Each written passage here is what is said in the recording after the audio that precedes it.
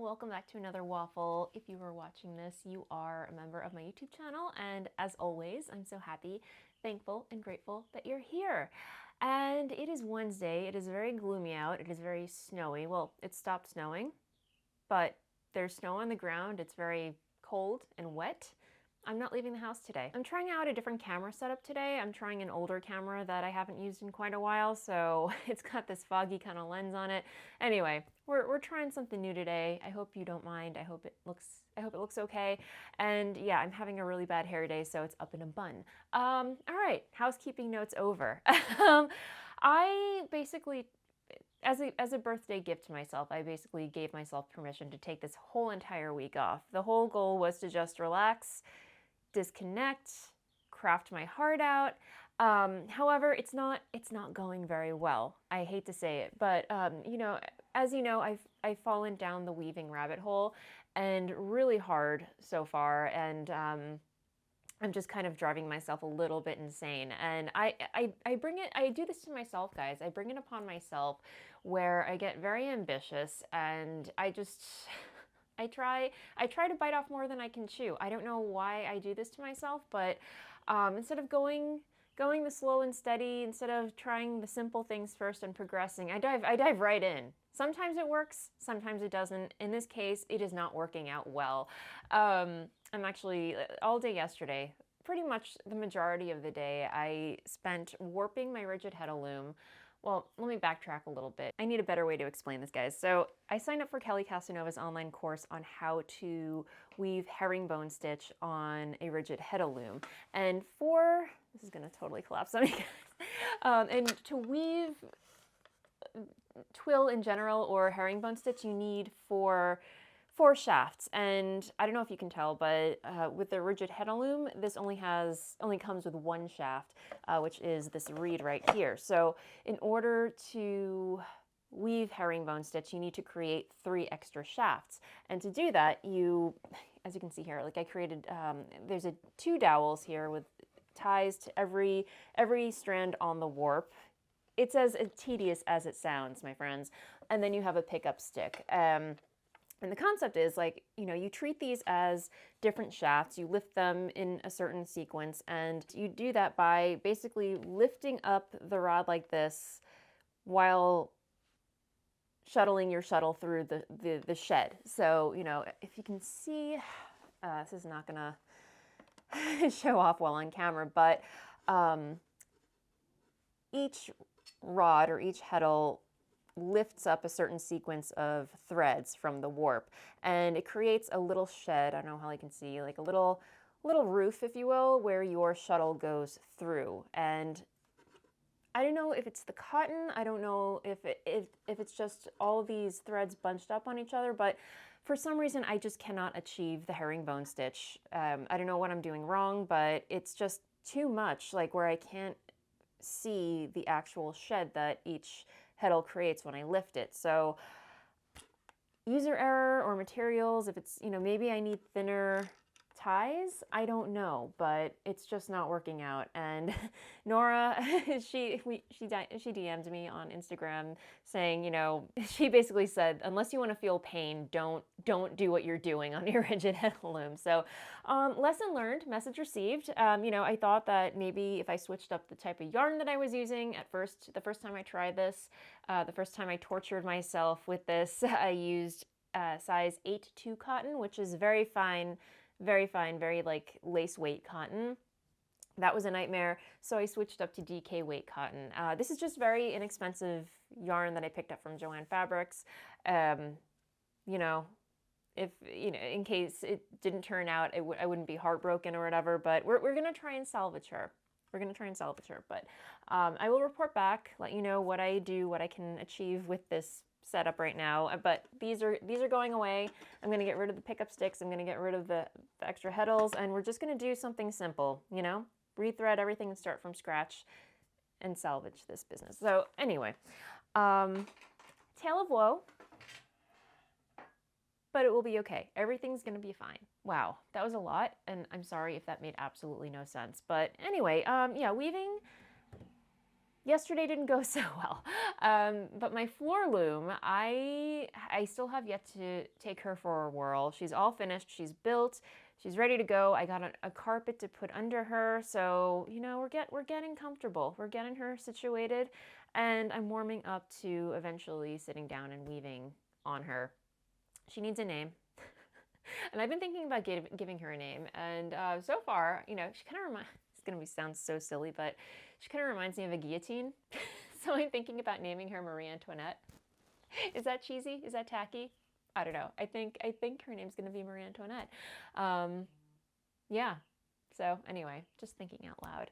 So anyway, what else? Guys, yeah, sorry. I'm very scattered this week. Just dealing with the weaving yesterday, not sleeping very well last night, and then yeah, just trying to regain some semblance today, you know, and it's going really well. I made some earrings. Can we talk about the earrings? You know, because again, like when one craft is stressing me out, there are other crafts I can turn to chill out, you know? And yeah, last night, once I decided to put the weaving away, I just, you know, I dove through my beading stash and everything, and I found a kit that came from Potomac Beads just as a bonus. They threw it in there with one of my orders, and it was these earrings. And, you know, when I saw them, you know, in my package, I was like, nah, they're okay. You know, I'll just keep them for a rainy day. Well, that rainy day came, my friends, and, you know, I made some earrings, and I'm so happy with them. They're actually really fun and pretty. These are the Harlequin earring kit. I'll leave a link to it down below, but they have a free tutorial. You don't need to buy the kit. If you have some seed beads and some little baubles, you can, you know, make these. And essentially, they are brick stitch. I'll hold them up so you can see. Yeah, so just a very simple brick stitch. All you do is you make two contrasting brick stitch triangles, and you graft them together, and then, you know, you sew on a little bauble bead at on one end, and then you sew on your little earring hook on the other end, and, you know, you just alternate the colors, and you have these really fun pair of earrings. So yeah, that was a surprisingly fun project, guys. It was very simple, very quick, and, you know, as unproductive as yesterday felt, these just made up for that. I know it sounds silly, but, you know. So that was a fun, quick project. And the other thing that I did this morning, in the last waffle, I shared that my friend Ashley had gifted me a packet of Liberty fabric. If you recall, Liberty Fabric, they're doing a project to celebrate their 150th anniversary. They're offering these free fabric packets to people who want to contribute to their 150th anniversary quilt. It's called the Liberty Collective, I think. Yeah, it's called the Liberty Patchwork Collective. Here's the little packet that it came in, just this cute little red envelope. And it gives you a little card. You can write your information on it. So yeah, I shared the fabric that they included in the packet last week, and they also provided a PDF. You can design if you wanted to, you could design your own quilt block, but they also provided some other patterns that you could follow along. So you know, I'm not really feeling the design bug these days, so I just went ahead and used one of the quilt block patterns that they included in the PDF. So here's my quilt block, guys. It's so fun. So yeah, I decided to go with the fabric that looks like the London Underground map. So, you know, all these kind of represent little tube lines of the London Underground. I think that's what it's supposed to be. And I did the friendship star motif or quilt block pattern that they included. And for the background, I use this really pretty pink floral. And, you know, obviously these colors are not my jam. Like, I would never in a million years choose these for myself. But, you know, working with what I got, and I just thought that, you know, these two fabrics kind of complemented each other. And it's kind of, you know, symbolic in a way because, you know, I do love the London Underground. Like, favorite part of going to London is like using their transportation system. It's just so fun. And yeah, it's brilliant. I know, it sounds crazy, but also, you know, because like the subways, especially in New York and, you know, some parts of London, you know, they can be pretty gritty, you know, they're not the nicest places to hang out. So I thought it would be kind of apropos to add like a floral background to kind of balance it, add beauty to something otherwise kind of gritty, you know. And then for the border, for the sashing, I used this other fabric that came in there with like some pipes and some flowers. I don't know, it's kind of really funky. I thought it just kind of lended itself to the whole atmosphere. And then also the friendship block. I mean, it looks like a pinwheel, but also it looks like a compass. So, you know, transportation, which direction are we going? Where are we going to? Friendship. I don't know. It all kind of made sense, you know? So it's been a while since I've quilted anything. Turns out I can still quilt, so that's good news. And, you know, dare I say, I feel the quilting bug. It might be making a comeback. I don't know. But we're dipping our toes, and the fact that I got to work with Liberty fabric is definitely always a welcome experience. So that's my quilt block. I'm going to fold her up and pop her in the little envelope and ship her off.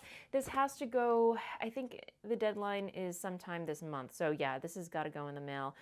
Deadline to return February 21st. So yeah, glad I got it done today. Here's my little card. They ask you, you know, to put your information on it, your name, location, and then they also ask you, you know, what inspired your patchwork piece? And I replied, you know, as I mentioned to you guys, like the main fabric reminds me of the London Underground, one of my favorite parts of visiting London. The pink floral adds beauty and balance to the gritty reputations of, you know, the subways often have. And then they say, what does liberty mean to you? That could go either way, like liberty as in, you know, liberty and justice for all, or liberty. I'm assuming that they mean, what does Liberty fabric mean to you? So I just wrote how, you know, whenever I work with Liberty fabric, it feels like a luxury. It truly does, you know, it's always a treat. And, you know, it adds a special type of magic to my makes. So, you know, just added that there. I kind of wish I had better handwriting on there and worded things a little differently, but, you know, it is what it is. So there's that. And I do have some fabric left over. These are just some fat 18ths. Is that the correct term? I think so. Yeah, they're not fat quarters, just little bits and bobs left over. So maybe I can squeeze out another block. We'll see. But if not, I just have some extra scraps in my stash. So yeah, that's earring getting stuck. That's that. So what else? My Potomac subscription box came in the mail today, and I actually filmed an unboxing. So that will be a separate video. When I'm going to get around to editing all these, I have no idea. But it came in the mail today. It's Valentine's Day themed. I'm very, very happy with it. So, you know, look out for that video sometime soon. But that's really fun, really inspiring. I might have a little play with these later. But otherwise, I think that is it. Weaving, you know, I'm a little mad at my weaving right now, but you know what? I'm going to take a deep breath. I'm going to work on some other things. I've got some knitting that I've got to do. But I do want to revisit my rigid Heddle loom and make something out of that warp, because that is a lot of yarn. That is a lot of yarn to waste. So I will try to salvage it. I almost forgot. Speaking of weaving, I posted this on my Instagram, but last weekend I finished weaving my houndstooth scarf. Here it is, guys. This was a success. I am so in love with the way that this turned out, and guys, I am getting so much wear out of it. I wore it all week, and it's acrylic yarn. It's an acrylic wool blend. Again, it's loops and threads from Michaels. It's their Luxe Merino. So there's, you know, a nice blend of merino and acrylic in there. I wouldn't say it's soft. It's very nice. It blocked out nicely. But you can tell it's a little acrylic-y, but at the same time, it wears very well. It's very next to skin. I even made little tassels. And Katina, I don't know if you're watching. She asked, how did I make these little tassels? So the way that you make these tassels is you take two groups of fringe, and you twist them the same direction, holding them together, and then you tie an overhand knot, and then you let it twist up on itself. The two strands will twist up on themselves. But I do have a tool. Let me go get it. Okay, so I have this tool, and I purchased this, I don't know, you know, several years ago when my mother-in-law first gifted me my rigid Heddle loom. So this is the tool to make fringe, and you put one strand of yarn in here and one strand of yarn in here. This makes 2 tassels at the same time. So, you know, you can have 2 going, and it twists the yarn in the same direction. And then you take 1 strand out of this one strand out of that one, tie your knot, and then you have a twisty fringe, and then you do the same to the other 2. So it kind of, you know, kills 2 birds with 1 stone. And it's a great fidget spinner too, you know? So there's that. But yeah, I have a new scarf. And again, houndstooth, super easy. Plain weave. You're just warping your loom with 2 alternating colors, and then you're weaving back and forth with 2 alternating colors, and it creates this really cool houndstooth effect. So, you know, it's black and green, and yeah, can make so many gifts for people. Not all is lost. We are making some creative progress today. Yeah, I've given my all to weaving earlier this week, but we will get back to it at a later date when I've simmered down. But anyway, I hope you guys are having a wonderful week. I hope you're sitting, knitting, and just staying cozy. If it's warm where you are, please send some sunshine our way. I can't wait for spring. So over this cold weather. And yeah, so, okay, my friends, thank you so much for hanging out with me. Thank you so much for being a member. I will see you on the next video.